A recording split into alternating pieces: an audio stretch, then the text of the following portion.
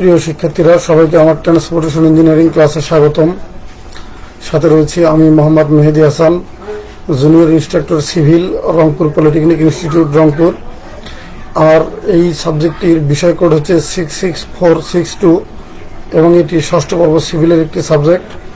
প্রিয় শিক্ষার্থীরা, গত ক্লাসে আমি বলেছিলাম যে আমাদের ক্লাস সম্ভবত শেষ, কিন্তু না, ঊর্ধ্বতন কর্তৃপক্ষের নির্দেশে এই পুরো অক্টোবর পর্যন্তই আমাদের ক্লাস চলবে।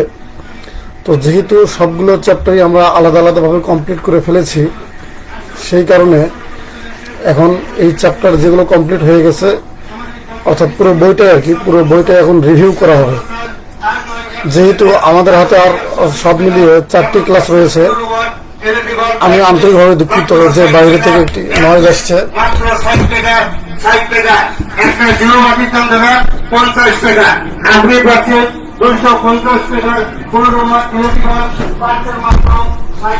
আমি দুঃখিত বাইরে থেকে একটি ব্যাড নয়েজ আসার কারণে। তো যেটা বলছিলাম যে আমাদের হাতে হয়তো 4টি ক্লাস রয়েছে, 4টি ক্লাসে পুরো বইটাকে রিভিউ করতে হবে। তো পুরো বইয়ের 12টি চ্যাপ্টার রয়েছে। তো স্বাভাবিকভাবেই প্রতিদিন 3টা করে চ্যাপ্টার রিভিউ করার কথা, তো তাই চেষ্টা করা হবে। কিন্তু কিছু কিছু ক্ষেত্রে দেখা যাবে যে চ্যাপ্টারগুলো অনেক বড় হওয়ার কারণে হয়তো একদিনে 3টা চ্যাপ্টার কভার করা যাবে না। যাই হোক, যেহেতু একদিনে 3টা বা 2টা চ্যাপ্টার কভার করতে হবে, সে কারণে এখনকার ক্লাসগুলো আগেকার ক্লাসের মতো স্লো হবে না, এগুলো একটু দ্রুত গতিতে সামনে এগোনো হবে। তো আর কথা না বাড়িয়ে আমি শুরু করছি। আজকে আমি অধ্যায় 1 দিয়ে শুরু করব। অধ্যায় 1 এবং অধ্যায় 2 নিয়ে আজকে রিভিউ ক্লাস হবে। তো অধ্যায় 1 এর নামটা স্ক্রিনে দেখানো হয়েছে যে পরিবহনের প্রকারভেদ, জনপথ পরিকল্পনা এবং সড়কের অ্যালাইনমেন্ট ও জরিপের অনুধাবন। তার আগে আমি একটু বলে নিই, তোমরা যারা আমার ক্লাস দেখছো তারা যদি কোনো প্রবলেম ফেস করে থাকো, সেটা সাউন্ড প্রবলেম হোক অথবা অন্য কোনো প্রবলেম হোক, আমি তোমাদেরকে অনুরোধ করব তোমরা কমেন্টে জানাবে। যাই হোক, আমি ক্লাসে ফিরে যাচ্ছি। আমরা অধ্যায় 1 নিয়ে কথা বলবো এবং অধ্যায় 1 শেষ করে আমরা অধ্যায় 2 চলে যাব।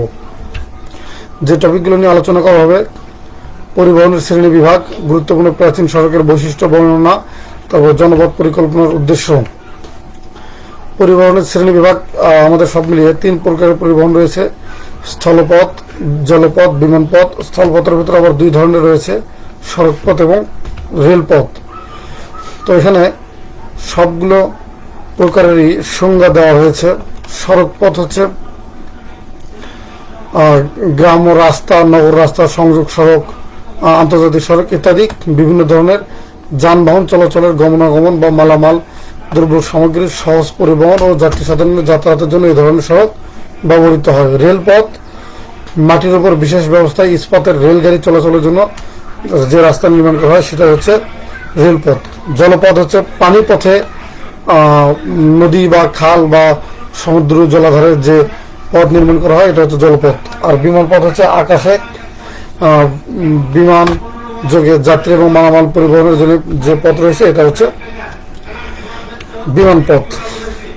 আমাদের বিভিন্ন ধরনের প্রাচীন সড়ক রয়েছে: রোমিও সড়ক, ট্রেসাকুইড সড়ক, মিটাক্যাপ সড়ক, টেলফোর্ড সড়ক এবং ম্যাকাডাম সড়ক। রোমিও সড়ক প্রাচীন রোমের খ্রিস্টপূর্ব 400 থেকে 200 খ্রিস্টাব্দের মধ্যে রোমিও সড়ক নির্মাণ হয়েছিল। আর ট্রেসাকুইড সড়ক ফ্রান্সের ইন্সপেক্টর জেনারেল ট্রেসাকুইটের নাম অনুসারে এই সড়কের নামকরণ করা হয় ট্রেসাকুইড সড়ক। মেটাক্যাপ সড়ক, ইংল্যান্ডে মেটাক্যাপ সড়কের উদ্ভব হয়েছিল। ইংল্যান্ডের ইঞ্জিনিয়ার 290 কিলোমিটার একটি রাস্তা নির্মাণ করেন। টেলফোর্ড সড়ক স্কটল্যান্ডের অধিবাসী বিখ্যাত প্রকৌশলী জনাব টেলফোর্ডের নাম অনুসারে এই সড়কের নামকরণ করা হয়। ম্যাকাডাম সড়ক আমাদের সবচেয়ে গুরুত্বপূর্ণ সড়ক, কারণ এই ম্যাকাডাম সড়কের নির্মাণ পদ্ধতি অনুসারে বর্তমানেও ম্যাকাডাম সড়ক নির্মাণ করা হয়। তোমরা ওয়াটার বাউন্ড ম্যাকাডাম সড়কের সাথে পরিচিত আছো। তো এইভাবে এটা মূলত নির্মাণ করা হয়। ইংল্যান্ডের সার্ভেয়ার জেনারেল অফ রোডস বিশিষ্ট প্রকৌশলী ম্যাকাডামের নাম অনুসারে এই সড়কের নামকরণ করা হয়।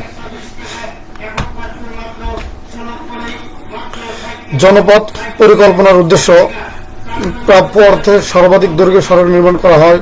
তারপর ভবিষ্যতের প্রয়োজন অনুযায়ী নতুন সড়ক নির্মাণ, বরাদ্দকৃত অর্থ অনুযায়ী ধাপে ধাপে উন্নয়ন কর্মসূচি নেওয়া, তারপর সড়কের খরচ উপকারিতা অনুসারে অনুপাত জানার জন্য অর্থ যোগান ব্যবস্থার হিসাব নিকাশে সহায়তা করার জন্য বিভিন্ন কারণেই জনপথ পরিকল্পনা করা হয়। তো আমাদের 1 নম্বর অধ্যায় মূলত এইটুকুই। আমরা এখন অধ্যায় 2-এ চলে যাব।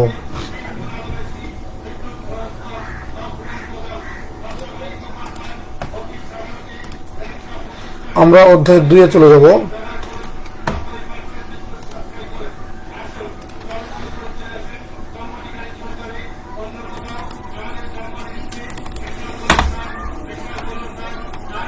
অধ্যায় 2 স্ক্রিনে দেখানো হয়েছে যে অধ্যায় 2 এর নাম সড়কের জ্যামিতিক গঠন, প্রস্থচ্ছেদ ও সন্ধির অনুধাবন। আমরা যখন অধ্যায় 2 শেষ করেছিলাম তখন কিন্তু আমরা অনেকগুলো ভাগে অধ্যায় 2-কে ভাগ করেছিলাম। প্রথম অংশ, দ্বিতীয় অংশ, তৃতীয় অংশ, তারপরে শেষ অংশ, 4টি ভাগে ভাগ করেছিলাম। তো অধ্যায় 2 অনেক বড়। আমরা অধ্যায় 2টাকে খুব দ্রুত একটু চোখ বুলাই নেব। আমরা এখানে বিস্তারিত করবো না, শুধু একটু চোখ বুলাই নেব আর কি। সড়কের জ্যামিতিক গঠনের সংজ্ঞা। সড়কের জ্যামিতিক গঠনের ভিতরে আসলে সড়কের কোন অংশগুলো পড়বে? ঢাল পড়বে, চেম্বার পড়বে, সুপার এলিভেশন, তারপর সড়কের প্রস্থ, অনুভূমিক উলম্ব বাঁক, দৃষ্টিগ্রস্ততা, সড়ক সন্ধি, এগুলো আসলে জ্যামিতিক গঠনের ভিতরে পড়বে। যে জিনিসগুলোর সড়কের যে অঙ্গগুলোর জ্যামিতিক আকার আকৃতি রয়েছে, দৈর্ঘ্য, প্রস্থ, ঢাল রয়েছে, উচ্চতা রয়েছে, সেগুলোই মূলত সড়কের জ্যামিতিক অঙ্গ হিসেবে পরিচিত। আর এগুলোর যে গঠন, এগুলো হচ্ছে জ্যামিতিক গঠন। জ্যামিতিক গঠনের উপাদানগুলোকে আমরা যদি একদম নির্দিষ্টভাবে বলি, তাহলে এখানে আমরা বলতে পারি যে প্রস্থচ্ছেদের উপাদান রয়েছে চেম্বার, সুপার এলিভেশন, সড়কের প্রস্থ, আবার দৃষ্টিগোচরতার ভিতর রয়েছে থামার দূরত্ব, অতিক্রমের দূরত্ব, ঢাল, অনুভূমিক উলম্ব বাঁক রয়েছে, সড়কের ইন্টারসেকশন রয়েছে। প্রিয় শিক্ষার্থীরা, আমি একটু 1 মিনিট সময় নিচ্ছি। আমাদের এই সাউন্ডটা আমাদেরকে খুব ডিস্টার্ব করছে। বাইরে একটি মাইকের সাউন্ড হচ্ছে, তোমরা সবাই হয়তো একটু ডিস্টার্ব ফিল করছো। আমি এই জন্য এটাকে থামানোর জন্য 1 মিনিট সময় নিব।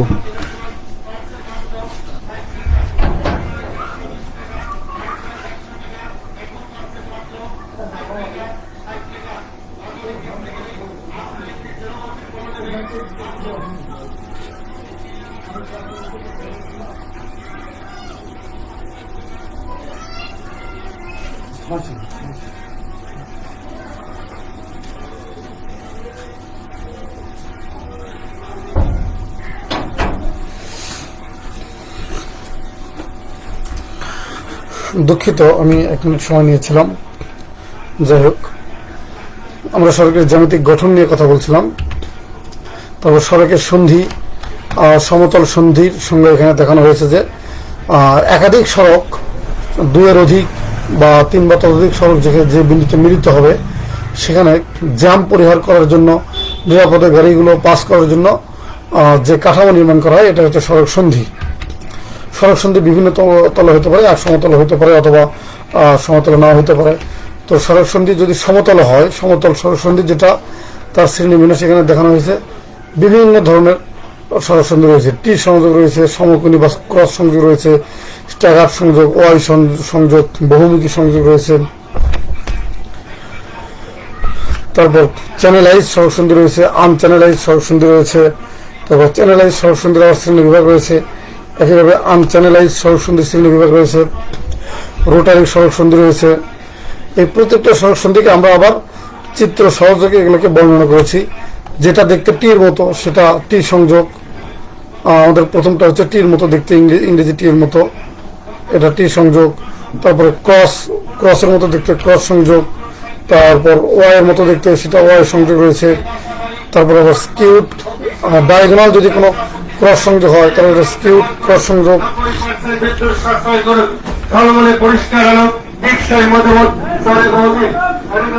রাইট অফ ওয়ে রয়েছে। আমরা রাইট অফ ওয়ে নিয়ে কথা বলবো।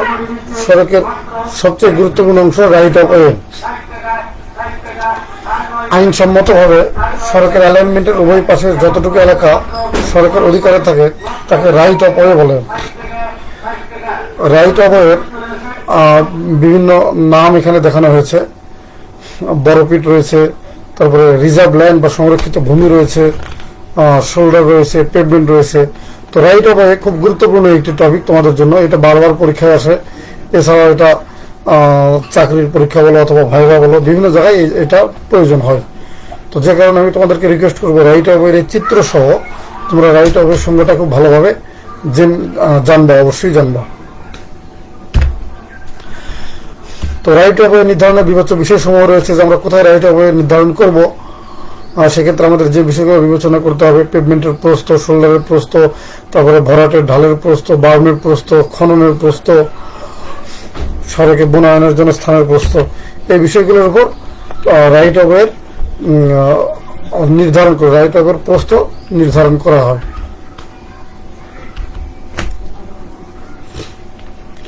পেভমেন্টের প্রস্থ নির্ধারণকারী উপাদান সমূহ হচ্ছে ট্রাফিক লেনের প্রস্থ এবং সংখ্যা, এর উপর পেভমেন্টের প্রস্থ নির্ভর করে। তারপর ট্রাফিক লেনের ক্ষমতার উপর নির্ভর করে, আর যানবাহনের প্রস্থের উপর নির্ভর করে। এখানে একটি গুরুত্বপূর্ণ বিষয় যে একটি আদর্শ যানবাহনের প্রস্থ হচ্ছে 2.44 মিটার। তো তোমরা এটা সবাই মাথায় রাখবে যে একটি আদর্শ যানবাহনের প্রস্থ 2.44 মিটার। এবং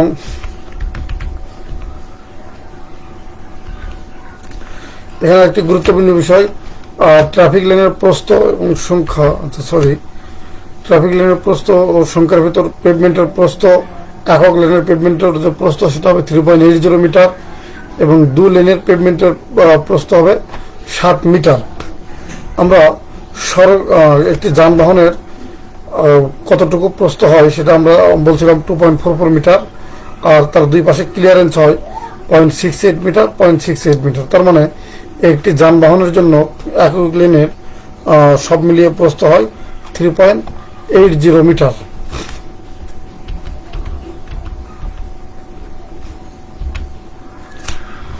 বিভিন্ন গুরুত্বপূর্ণ টার্মের সাথে আমরা পরিচিত হব। রাইট অফ ওয়ে, তারপরে প্রস্থিতলের প্রস্থ। রাইট অফ ওয়ের সাথে আমরা রাইট অফ ওয়ে আমরা অলরেডি কথা বলেছি।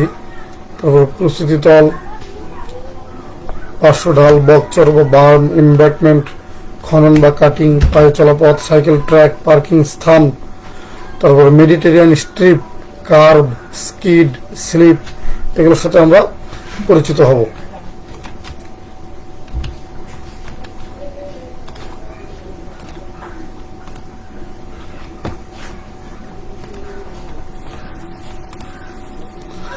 তো যে টার্মগুলোর নাম বললাম সেই টার্মগুলোকে আমরা এখন বিস্তারিতভাবে দেখব। রাইট অফ ওয়ে নিয়ে আমরা কথা বলেছি, সুতরাং রাইট অফ ওয়ে একটু স্কিপ করলাম। তারপর প্রস্তুতিতলের প্রস্থ, যেটাকে ইংলিশে ফরমেশন উইথ বলা হয়। ক্যারেজওয়ে যে তলের উপর অবস্থান করে তাকে প্রস্তুতিতল বা গঠনতল বলে। এই তলের সড়কের প্রস্থকে সড়কের প্রস্তুতিতলের প্রস্থ বলে। পার্শ্ব ঢাল হচ্ছে রাস্তা মাটি ভরাট করে বা মাটি কেটে যেভাবে নির্মাণ করা হোক না কেন, এর একটি ঢাল থাকবে। সেই ঢাল সাধারণত 1:1.5 হতে 1:2 পর্যন্ত হয়ে থাকে। বার্ম হচ্ছে বড় পিটের উপরের তল বরাবর বড় পিটের ভেতরের দিকের কিনারা হতে ভরাটে নির্মিত সড়কের ভরাট অংশের নিম্ন পর্যন্ত যে ভূমি সবসময় ফেলে রাখা হয় তাকে বার্ম বলে। এমব্যাঙ্কমেন্ট, প্রস্তুতি তল হতে নিচু ভূমিতে মাটির বাঁধের মতো সড়ক নির্মাণকালে মাটি ভরাট ও দৃঢ়বদ্ধ করে প্রস্তুতি তলে আনা হয়, এই বাঁধকে এমব্যাঙ্কমেন্ট বলে। শোল্ডার হচ্ছে রাস্তার যে পেভমেন্ট আছে, মূল পেভমেন্ট, ক্যারেজওয়ে যেদিক দিয়ে গাড়ি চলাচল করে সেখান থেকে একটু নিচে 1 ইঞ্চি বা 2 ইঞ্চি নিচে রাস্তার দুই পাশেই কিছুটা কার্পেটিং করে দেওয়া হয়, এটার নামই হচ্ছে শোল্ডার। সাইকেল ট্র্যাক, সাইকেল চলাচলের জন্য যে রাস্তা থাকে এটা সাইকেল ট্র্যাক। আর পার্কিং করার জন্য যে জায়গা রাখা হয় এটা হচ্ছে পার্কিং স্থান। রাস্তাকে মধ্যমা ফালি বা যানবাহন পৃথককারী, এটার ইংরেজিতে নাম হচ্ছে median strip or traffic separator. যদি একাধিক লেনের রাস্তা হয় তাহলে রাস্তাকে লেনগুলোকে বিভক্ত করার জন্য রাস্তার মাঝে যে ফালি নির্মাণ করা হয় এটা হচ্ছে মধ্যমা ফালি। আমরা এটাকে বাংলায় আমাদের চলতি ভাষায় এটাকে আইল্যান্ড বলে থাকি। তো এটা আসলে আইল্যান্ড না, এটা হবে মধ্যমা ফালি বা মিডিয়ান স্ট্রিপ। বা বাংলায় বললে যানবাহন পৃথককারী। কার্ভ, কার্ভ হচ্ছে এটা এক ধরনের স্বল্প উচ্চতার দেয়াল বিশেষ যা সড়কের ক্যারেজওয়ে ও শোল্ডারের সাথে সংযুক্ত স্থানে উভয়কে পৃথককারী রেখায় লম্বালম্বি ভাবে নির্মাণ করা হয়। স্কিড হচ্ছে, স্কিড এবং স্লিপ আমাদের গুরুত্বপূর্ণ একটি টপিক। স্কিড হচ্ছে গাড়ির চাকা বিনা ঘূর্ণনে, বিনা আবর্তনে সড়ক পৃষ্ঠে হেসড়িয়ে দূরত্ব অতিক্রম করাকে স্কিডিং এবং চাকার অবস্থাকে স্কিড বলে। মূল কথা হচ্ছে যে স্কিডিং কালে চাকা ঘোরে না কিন্তু দূরত্ব অতিক্রম করে। আর স্লিপে, স্লিপ হচ্ছে স্কিডের ঠিক বিপরীত, চাকা ঘুরবে কিন্তু কোনো দূরত্ব অতিক্রম করবে না। আমরা অনেক সময় দেখি যে কোনো নরম কাদায় অথবা বালিতে গাড়ির চাকা আটকে গেলে সেখানে যদি গাড়িতে মানে ফোর্স প্রয়োগ করা হয় তাহলে দেখা যায় যে গাড়ির চাকায় শুধু ঘুরতে থাকে কিন্তু গাড়ি সামনে বা পেছনে চলতে পারে না। এটা হচ্ছে স্লিপ। স্কিডিং এবং স্লিপের ভেতরে পার্থক্য, যে কথাগুলো বলা হলো এগুলো এখানে পার্থক্যতে সাজিয়ে রাখা হয়েছে, কিন্তু এটা খুব গুরুত্বপূর্ণ একটু বিষয় যেটা বারবার পরীক্ষায় আসে।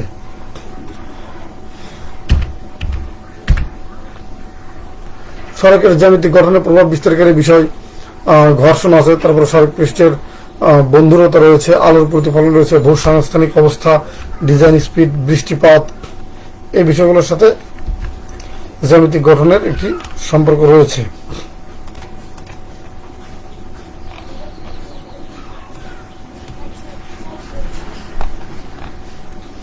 তো আমি, যারা তোমরা ভিডিওটি দেখছো, আমি তোমাদের জ্ঞাতার্থে আবারও বলছি, যেহেতু রিভিউ ক্লাস হচ্ছে এই জন্যে খুব দ্রুত কথা বলছি, টপিকগুলো খুব দ্রুত কভার করছি এবং সামনে তাড়াতাড়ি এগিয়ে যাওয়ার চেষ্টা করছি। যেহেতু রিভিউ ক্লাস, এই কারণে আমরা বিস্তারিত কথা বলবো না, শুধু একটু টাচ দিয়ে যাব। আশা করছি তোমরা আমার সাথে তাল মেলাবে আর কি। কেম্বার, গ্রেডিয়েন্ট, সুপার এলিভেশন ও বাঁকের প্রয়োজনীয়তা, কেম্বারের কেন প্রয়োজন, তারপর গ্রেডিয়েন্টের কেন প্রয়োজন, এগুলো এখানে বিস্তারিত আলোচনা করা হয়েছে। কেম্বারের সবচেয়ে বড় যে প্রয়োজনীয়তা এটা হচ্ছে পানি নিষ্কাশনটা খুব দ্রুত পানি নিষ্কাশন সহায়তা করে, পানি নিষ্কাশন করে পেভমেন্টকে শুষ্ক রাখে, তারপরে সড়কের স্কিডিং কমিয়ে দেয়, নিয়ে সংরক্ষণ ও মেরামত খরচ কমিয়ে দেয়, সড়কের সৌন্দর্য বৃদ্ধি করে। গ্রেডিয়েন্টের প্রয়োজনীয়তা হচ্ছে ভিন্ন এলিভেশনের দুটি স্থানে সহজে যাতায়াতের জন্য গ্রেডিয়েন্ট প্রয়োজন।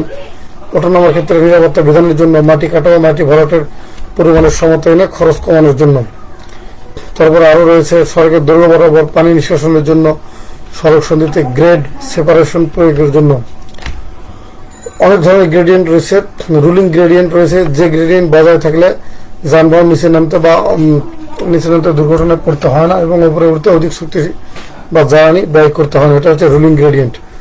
আর লিমিটিং গ্রেডিয়েন্ট হচ্ছে রুলিং গ্রেডিয়েন্ট অপেক্ষা কিছু পরিমাণ বেশি, এটি হচ্ছে লিমিটিং গ্রেডিয়েন্ট। আর এক্সেপশনাল গ্রেডিয়েন্ট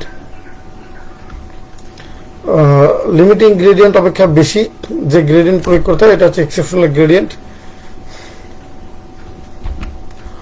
এভারেজ গ্রেডিয়েন্ট, দুই বিন্দুর দ্রুত উচ্চতার পার্থক্য অনুযায়ী হিসাব করে যে ঢাল পাওয়া যায় এটা এভারেজ গ্রেডিয়েন্ট।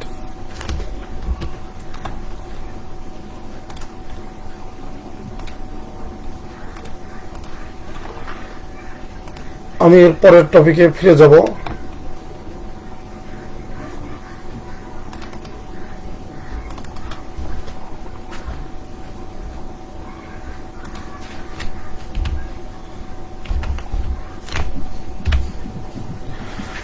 তারপরে মিনিমাম গ্রেডিয়েন্ট রয়েছে। সড়ক পৃষ্ঠে পানি নিষ্কাশনের জন্য প্রদত্ত কেম্বার যখন সড়ক পৃষ্ঠে পানি পাশে লম্বালম্বি গাটারে পৌঁছায় তো তখন সড়ক আনুভূমিক হলে গাটারের গভীরতা সড়কের দূরত্ব বৃদ্ধির সাথে সাথে বাড়াতে হবে, অর্থাৎ অধিক গভীর গাটারের দরকার হবে। এই অবস্থাতে রেহাই পাওয়ার জন্য সড়কে খুবই সামান্য পরিমাণ গ্রেডিয়েন্ট দেওয়া হয়, একেই মিনিমাম গ্রেডিয়েন্ট বলে। ফ্লোটিং গ্রেডিয়েন্ট, সড়কে যে পরিমাণ নিম্নমুখী গ্রেডিয়েন্ট প্রয়োগ করলে ওই সড়কের নির্দিষ্ট গতিবেগের কোনো গাড়ি প্রবেশ করে ব্রেক বা ইঞ্জিন ব্যবহার না করেই একই গতিবেগে গ্রেডিয়েন্ট এলাকা অতিক্রম করতে পারবে, তাকে ফ্লোটিং গ্রেডিয়েন্ট বলে। সুপার এলিভেশন, সড়কের জন্য সবচেয়ে গুরুত্বপূর্ণ একটি বিষয়। সুপার এলিভেশন হচ্ছে যে গাড়ি যখন কোনো বাঁক অতিক্রম করে তখন গাড়ির কেন্দ্রাতিক বলের কারণে গাড়িটি বাঁক থেকে বাইরের দিকে ছিটকে যেতে চায়, এজন্য বাঁকের বাইরের দিক ভিতরের দিকের চেয়ে কিছুটা উঁচু করে নির্মাণ করা হয়। এটার নামই হচ্ছে সুপার এলিভেশন। একে ক্যান্ট নামে পরিচিত। এটাকে ক্যান্টও বলা হয়, CANT, ক্যান্ট। সুপার এলিভেশনে কি কি সুবিধা রয়েছে সেটা এখানে দেওয়া হয়েছে। সুপার এলিভেশন নির্ণয়ের সূত্র, মূল সূত্র হচ্ছে E প্লাস মিউ ভিস্কা ডিভাইডেড 127R। যদি ঘর্ষণজনিত সহগ বিবেচনা করা না হয়, অর্থাৎ মিউ হচ্ছে ঘর্ষণজনিত সহগ, এটা যদি বাদ দেওয়া হয় তাহলে মিউ বাদ দিয়ে যেটা দাঁড়াবে E ইকুয়াল টু ভিস্কা ডিভাইডেড 127R। যদি কোনো কারণে সুপার এলিভেশন প্রয়োগ সম্ভব না হয় তাহলে মিউ সমান ভিস্কা ডিভাইডেড 127R। আমরা যখন গাণিতিক সমস্যার সমাধান করব তখন আমরা এই সূত্রের সাহায্য নিব যে সড়কে মিশ্র যানবাহন চলাচল করলে E সমান 0.75 V whole square divided 127R।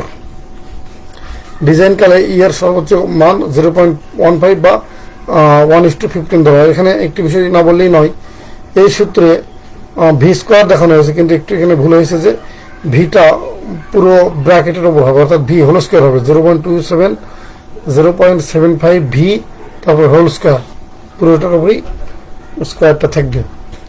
এখানে নোটেশনগুলো বলা হয়েছে যে এ হচ্ছে সুপার এলিভেশন, ই হচ্ছে সুপার এলিভেশন, ভি হচ্ছে গাড়ির গতিবেগ, আর রাস্তার বাঁকের ব্যাসার্ধ, মি হচ্ছে ঘর্ষণজনিত সহগ।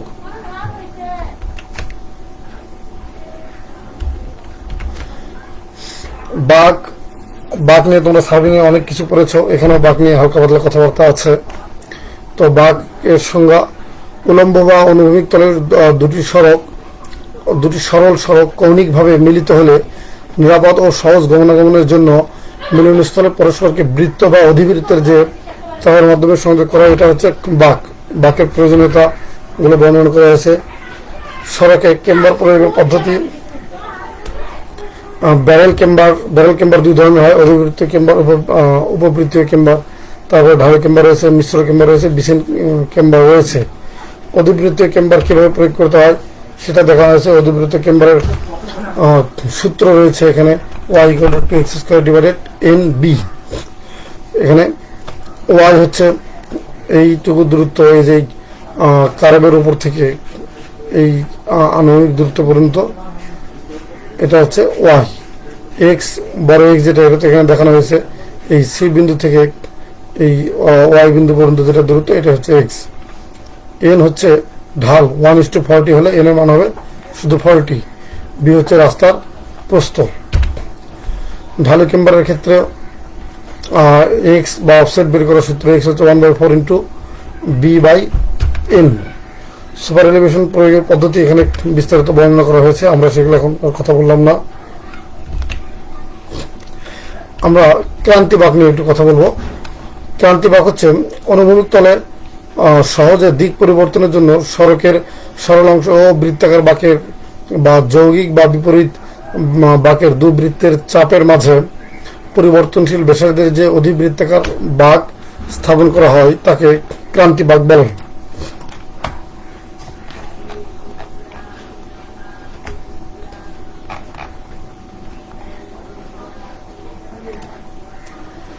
আমাদের সময় 23 মিনিট অলরেডি পার হয়েছে, কিন্তু হাতের টপিক আছে এখনো অনেকগুলো। তো যাই হোক, যেভাবে বলছি, যে গতিতে বলছি সেই গতিতেই বলতে থাকি, কি হয় সেটা পরে দেখা যাক। আমরা ক্রান্তি বাঁকের সংজ্ঞা দেখলাম। ক্রান্তি বাঁকের বৈশিষ্ট্য হচ্ছে মূল সড়ক ক্রান্তি বাঁকের সাথে স্পর্শক হবে, এটা বৃত্তাকার বাঁকের সাথে স্পর্শক হিসেবে মিলিত হবে। মূল সড়কের সংযোগ বিন্দুতে এর বাঁকের মাত্রা 0 হবে।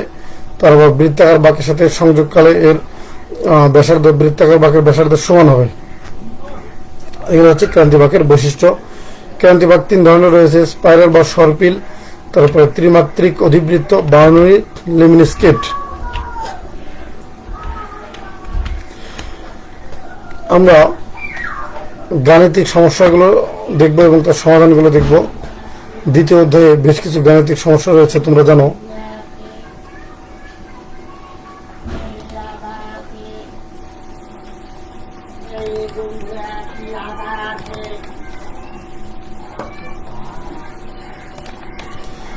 দ্বিতীয় অধ্যায়ের গাণিতিক সমস্যাগুলোর সমাধান দেখব আমরা।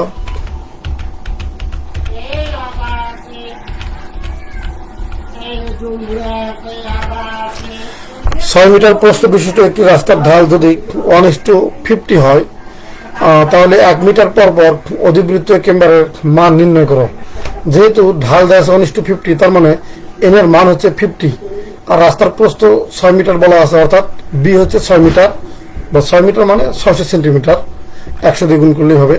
আর এর অর্ধেক হচ্ছে 600/2 মানে 300। কিনারা হতে ক্রাউনের উচ্চতা সি ইকুয়াল টু 300/50 সমান হচ্ছে 6 সেন্টিমিটার।